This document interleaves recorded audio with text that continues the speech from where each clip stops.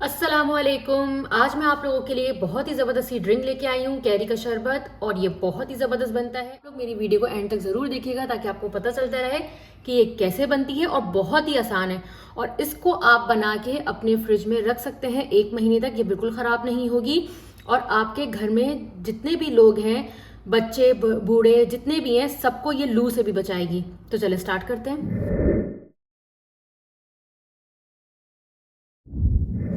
सबसे पहले हम इसमें ऐड करेंगे कैरी। अच्छा, कैरियों का मैं आपको ये बता दूं, जब भी हम कोई भी ड्रिंक बनाने के लिए कैरी यूज़ करेंगे तो इस तरीके की जो येलो येलो वाली कैरी होती है हम उसका यूज़ करेंगे। ये तो इसका जो टेस्ट होता है वो थोड़ा सा खट्टा मीठा होता है।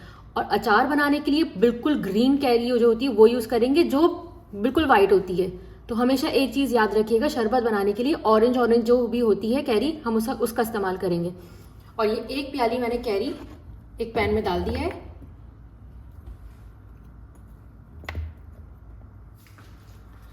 1 प्याली कैरी है तो 1 प्याली हम इसमें पानी डाल देंगे और इसको बॉईल करने के लिए हम चढ़ा देंगे ताकि ये अच्छे से गल जाए।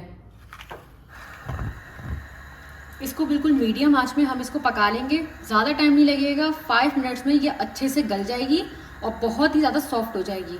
तो इसको हम गलने का वेट करेंगे। दूसरी तरफ हम क्या करेंगे, एक कोई भी सॉस पैन ले लेंगे, उसमें हमें शीरे को रेडी करना है। आधी प्याली इसमें लेंगे ब्राउन शुगर, ये जो रेगुलर शुगर होती है वो, और इसमें ऐड कर देंगे 1 प्याली पानी। और हमें इसका शीरा इतना बनाना है कि जो चीनी हमने ऐड करी है ये टोटली डिज़ोल्व हो जाए। बस हमें इसको इतना ही पकाना है कि अभी देखिए दाने नज़र आ रहे हैं, इतना पकाना है कि दाने नज़र ना आए उसके, और उस वक्त तक हमें इसका चमचा चलाते रहना है। जो लोग मेरे चैनल पर नए आए हैं, मेरे चैनल को सब्सक्राइब करे बगैर नहीं जाइएगा। आप लोग मेरे चैनल को सब्सक्राइब करते हैं, लाइक करते हैं तो मुझे बहुत ज़्यादा मोटिवेशन मिलती है। अभी मैंने देखा है कि ये हल्का हल्का सा ये बॉईल होने पे स्टार्ट हो गया है और काफ़ी अच्छा इसमें से बबल्स बन रहे हैं और बहुत अच्छा बॉईल होने जा रहा है। इसमें अब हम क्या करेंगे, अब हम इसमें ऐड करेंगे आधा चमचा साबुत ज़ीरा। ज़ीरा जो है वो निज़ाम हाज़मे के लिए बहुत अच्छा होता है, इसको ज़रूर ऐड करिएगा।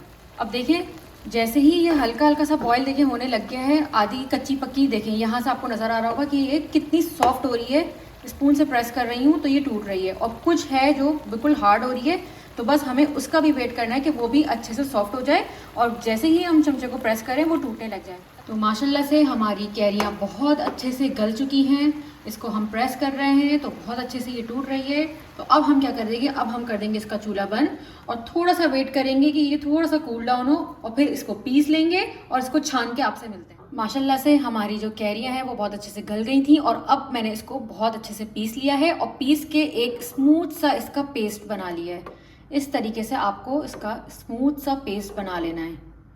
और दूसरी तरफ हमारा शीरा रेडी हो गया है। अच्छा, मैंने ब्राउन शुगर जो डाली है वो इसलिए डाली है क्योंकि उसमें एक ब्राउन सा कलर होता है और उसमें अब हमें जो है कोई भी आर्टिफिशियल कलर डालने की ज़रूरत नहीं है।